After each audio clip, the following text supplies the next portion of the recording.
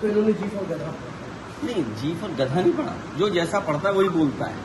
ये मुख्यमंत्री जी खुद ही कह रहे थे जी फॉर गधा पढ़ा रहे हैं, ये हमारे शब्द नहीं है। मैंने आपसे कहा कि हम पॉलिटिकल वर्क करें, पॉलिटिकल पार्टी के लोग, हम एक पॉलिटिकल मैसेज देने के लिए पढ़ा रहे हैं कि स्कूल खोले जाए, स्कूल शुरू किए जाए। आप स्कूल शुरू कर दीजिए, टीचर अपॉइंट कर दीजिए, प्रिंसिपल अपॉइंट कर दीजिए। आप क्यों नहीं अपॉइंट कर रहे हैं? स्कूल क्यों नहीं खोल रहे हैं?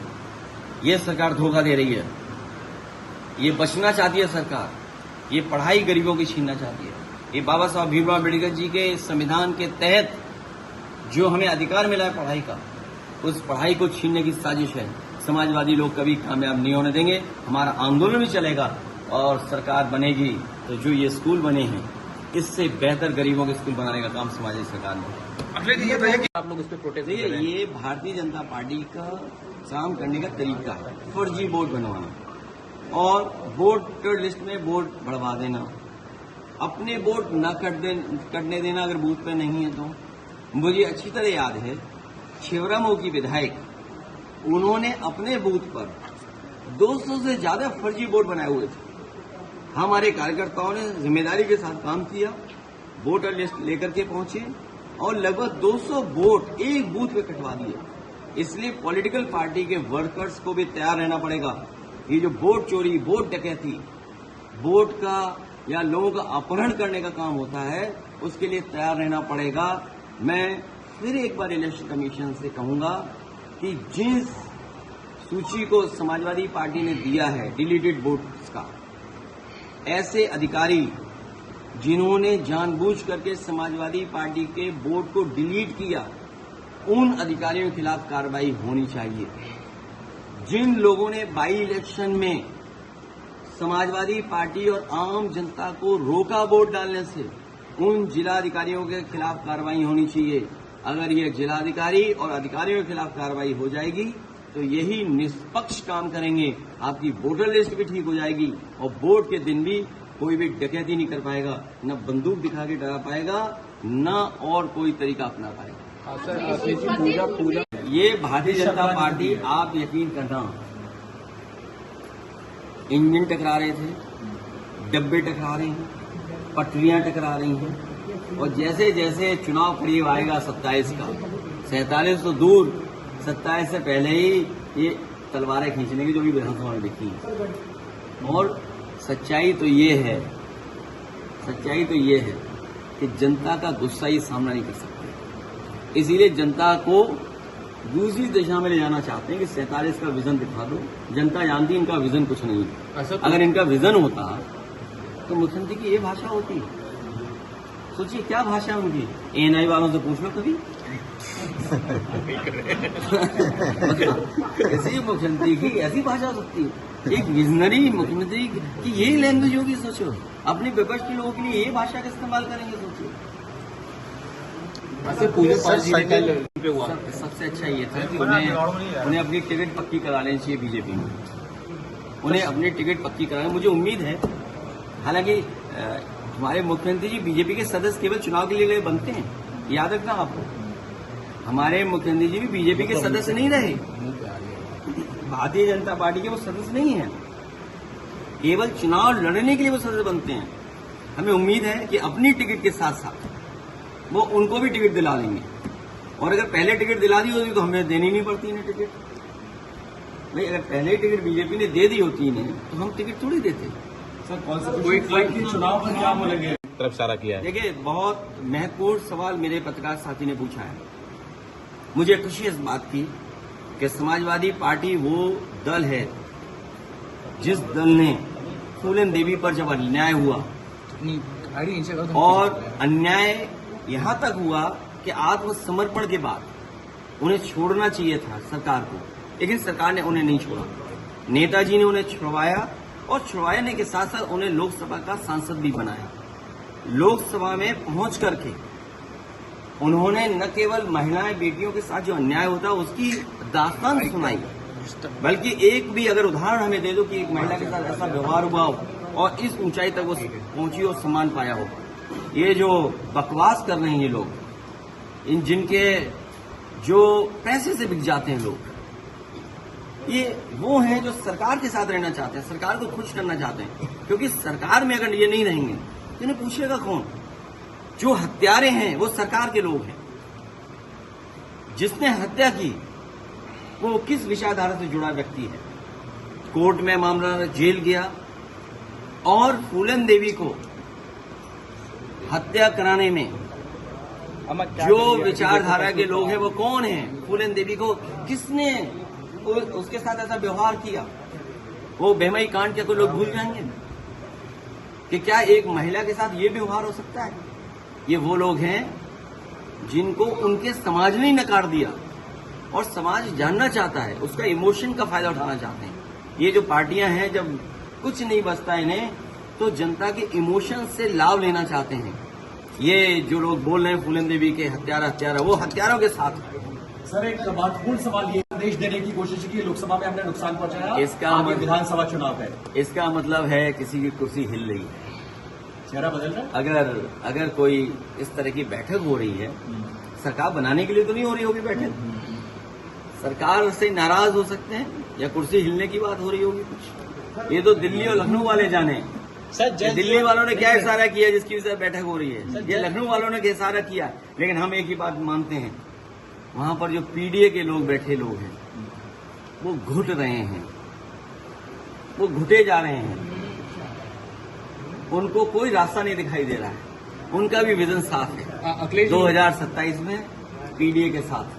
मुख्यमंत्री कह रहे हैं कि देखिए, पीडीए परिवार डेवलपमेंट अथॉरिटी, कितनी अच्छी बात है, कितनी अच्छी बात। माइक आईडी तो उठवाए जा रहे हो, क्योंकि मुख्यमंत्री जी भी पीडीए के ही निकले हुए हैं। उदाहरण, इनके मामा अगर ना आए होते, अगर इनके मामा मठ में ना होते, मुझे नहीं पता कि किस कारण उत्तराखंड से यहाँ आए हैं। ये हमारे प्रवासी मुख्यमंत्री हैं, नेटिव प्लेस नहीं उनकी है, तो इसलिए उनसे बेहतर कौन समझेगा? क्योंकि मठ में जिस स्थान पर बैठे हैं, मैं तो लोकसभा में बाद में आया हूं, वो तो पहले कब्जा किए हैं। तो असली उदाहरण कोई है तो वो भी तो उदाहरण उसी के हैं। उनके मामा ना होते तो शायद वो भी ना होते। और जहां तक पॉलिटिकल है, अरे चाचा हमारे साथ है, क्यों टेंशन ले रहे हो आप? न योगी जी को टेंशन लेनी चाहिए। सर, जल जीवन मिशन को लेकर बीवी ये कितना अच्छा बोले। अगर गौ माता श्राप देती हैं, अगर गौ माता श्राप देती है, सांड भी तो श्राप देगा भाई। केवल गौ माता थोड़ी श्राप देगी, गौ माता के साथ साथ सांड भी श्राप देगा। और मुख्यमंत्री जी को ये भरोसा दिलाना चाहिए कि जो लोगों की जान गई है, उनके परिवार के लोग श्राप किसको देंगे? उनके श्राप किसको मिलेगा उनको? सर, भाई कोई ऐसा जगह बची है जिस जिले में सांड से, जानवर से टकराने से किसी की जान न गई हो? अभी अर्जुनगंज होकर के आप आए होंगे, सड़क चौड़ी हो रही, पुल बन रहा है, मरी माता का मंदिर भी अच्छा बन जाएगा। वहां पर कितनी जान गई थी? जान गई थी ना। मुख्यमंत्री जी के अपने एक अधिकारी की जान गई, सोचो, जानवर की वजह से। और मुख्यमंत्री जी को, या जो पाप हम पे पड़ने जा रहा है, हम पे तो नहीं पड़ेगा पाप, पाप पड़ेगा उन पर जिनकी वजह से, जिस सरकार की वजह से लोगों की जान गई है जानवरों के टकराने से, उन पर पक्का पाप पड़ेगा। सर, सुप्रीम कोर्ट में एक मामला चल रहा है, देश से एक बड़ा ने जो सुप्रीम कोर्ट के तथ्य उन्होंने पेश किए। वैसे सबसे ज्यादा कुत्ते और कुत्ते रखने वाले तो बीजेपी वाले लोग हैं। हालांकि ऐसी बात नहीं कहनी चाहिए मुझे, लेकिन मैं देखता हूं कई बार बीजेपी के लोगों पर बहुत है।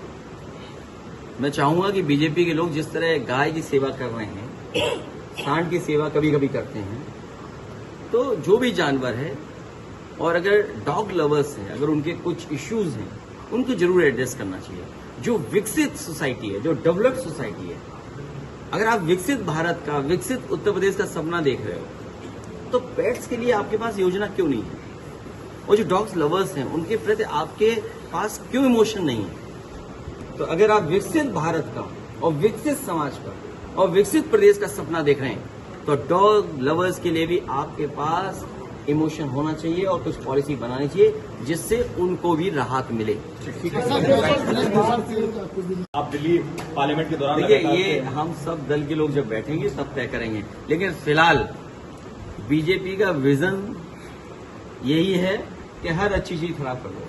सर, प्रदेश को गड्ढा मुक्त बनाने की बात कही गई थी। कल पत्रकार ने छोटी बच्ची है, ये मुंह से गड्ढा मुक्त बना सकते हैं, सड़क गड्ढा मुक्त नहीं बना सकते। गोरखपुर में एक 9 साल की बच्ची गड्ढे में डूब के मर गई सर।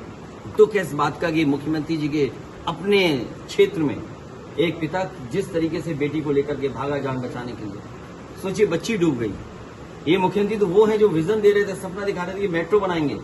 मैं आपको दावे के साथ कह सकता हूं, गोरखपुर में मेट्रो ये मुख्यमंत्री नहीं बनाएंगे। ये मुख्यमंत्री जी का यही विजन है कि वो गोरखपुर में मेट्रो नहीं बनाएंगे। भारतीय जनता पार्टी माननीय जो सदस्य हैं विधानसभा से, उनसे बचना चाहती है, उनके सवालों का जवाब नहीं देना चाहती। हमारे मुख्यमंत्री जी नकलची हैं। अगर दिल्ली में कोई बात तय हो, अगर दिल्ली से कोई बात चले तो उसकी नकल कैसे की जाए उस दिशा में काम करते हैं। 24 घंटे जगाना ये तो इनह्यूमन काम है, जबरदस्ती बैठाना। और मुझे जानकारी मिली है कि विपक्ष तो रहा मौजूद वहां, लेकिन सत्ता पक्ष के जहां सबको रहना चाहिए था, मंत्रियों को सबको व्यवस्थित रहना चाहिए था, सदन में कोई नहीं रहा। सुनने में आया है कि मंत्रियों की ड्यूटी लगी थी बारी बारी सोने की, कि आप इतने घंटे सोना फिर सदन में बैठते। तो जब सरकार ही मंत्रियों को सोने के लिए कह रही है तो क्या विजन डॉक्यूमेंट तैयार होगा? समाजवादी सरकार में न केवल पावर प्लांट में काम हुए, कानपुर जैसे बड़े शहर में मेट्रो दी गई, पनकी का बिजली का कारखाना दिया गया, कानपुर के हाथ में भोगनीपुर में 3x60 सुपरक्रिटिकल प्लांट लगाया गया, तो वो भी बिजली का प्लांट बना, डिस्ट्रीब्यूशन में काम हुआ, ट्रांसमिशन में काम हुआ। इस सरकार ने डिस्ट्रीब्यूशन और ट्रांसमिशन का भी सत्यानाश कर दिया, जिसका परिणाम यह है कि उत्तर प्रदेश के लोगों को उसका सामना करना पड़ रहा है। ये आपके मेडिकल कॉलेज जो चलने चाहिए वो नहीं चला पाए। अटल बिहारी वाजपेयी जी के नाम पर यूनिवर्सिटी बनी, लेकिन आज भी यूनिवर्सिटी चल नहीं रही है, मेडिकल कॉलेज नहीं चल रहा है उसका। ये तो प्रदेश सरकार कर रही है। उनके गाँव में कोई विकास योजना नहीं लागू कर पाए, और उनके गाँव को जोड़ने के लिए कोटा के लिए एक अटल बिहारी वाजपेयी जी के नाम पर प्रगति हाईवे बनाने का काम शुरू हुआ, वो भी उत्तर प्रदेश की सरकार ने रुकवा दिया। और भारतीय जनता पार्टी के नेताओं ने उस एक्सप्रेसवे को, जिसका नाम चंबल एक्सप्रेसवे था, बाद में अटल बिहारी वाजपेयी जी के नाम से किया गया, वो भी बंद कर दिया। आपके बगल में एक स्टेडियम बना है एकाना, वो भी अटल बिहारी वाजपेयी जी के नाम पे बना है। इस सरकार ने कोई दूसरा स्टेडियम नहीं बना पाया। आपके कैंसर स्टूडियो बना है, उसको नहीं चला पा रहे हैं। अगर कैंसर स्टूडियो चल जाता तो आज पूरे उत्तर प्रदेश के, न केवल उत्तर प्रदेश बल्कि बिहार, नेपाल के लोगों को अगर इलाज की जरूरत पड़ती तो वहीं आकर के फ्री इलाज हो जाता उनका कैंसर में। रिसर्च इंस्टीट्यूट वो बंद कर दी। ये मेदांता में जहाँ इतने लोगों का इलाज होता है, ये समाजवादियों की देन है। डायल 100 बर्बाद कर दिया, पुलिस को करप्ट बना दिया इन्होंने, और 102, 108 एम्बुलेंस उसकी व्यवस्था खराब कर दी। ये जो लोहिया के नाम पर जो मेडिकल कॉलेज है उसको बनाने का काम शुरू किया था, वो भी इन्होंने आधा अधूरा छोड़ दिया, अभी पूरा नहीं कर पाए। बाबा साहब भीमराव अम्बेडकर जी ने शिक्षा को लेकर के कहा कि शिक्षा ही अगर मिल जाएगी तो हमारा समाज खुशहाली और तरक्की के रास्ते पर चल जाएगा। और खासकर पिछड़े, दलित, आदिवासी, अल्पसंख्यक और पीड़ित परिवार के बच्चे न पढ़ पाए, इसीलिए सरकार ने कई हजार, 20,000 से ज्यादा स्कूल बंद कर दिए। प्राइमरी 20,000 इसलिए बंद किए क्योंकि उसमें गरीब बच्चे पढ़ने जाते थे। और न केवल बंद किए बल्कि मर्जर इसलिए भी कर रहे हैं जिससे कि बूझ का हिसाब किताब ठीक कर रहे हैं। तो मर्जर और बंद दो अलग विषय हैं। तो प्राइमरी तो छीन ही रहे हैं, लेकिन जो और पढ़ाई थी उसको भी बर्बाद कर दिया। और उसका उदाहरण है ये संस्कृत स्कूल जो समाजवादी सरकार में बना था, आज तक आगे नहीं बढ़ा पाए।